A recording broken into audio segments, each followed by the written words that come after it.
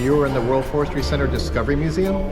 This museum actually is the second version of this museum. The first version was built for the Lewis and Clark Centennial. So it was built further downtown. That was the original Forestry Center building.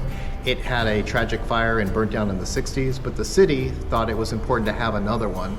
And so the community got together and they asked and incorporated an architect named John Storrs, very famous architect. He has different famous buildings and structures here throughout the Pacific Northwest. I believe he did his architectural schooling in Yale in Connecticut.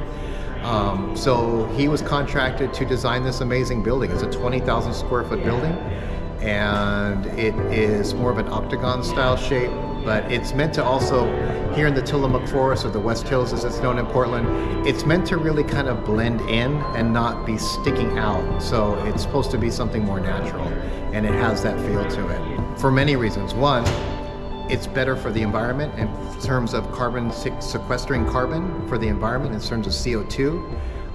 But also too, we're an earthquake country, so you can actually build things that will be more flexible with earthquakes.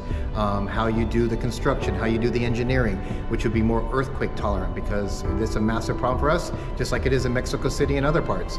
It's a big problem, and it's about building things that will withstand time and withstand challenges of nature. So in terms of mass timber construction, cross laminate construction, it's really important that we start to shift to that.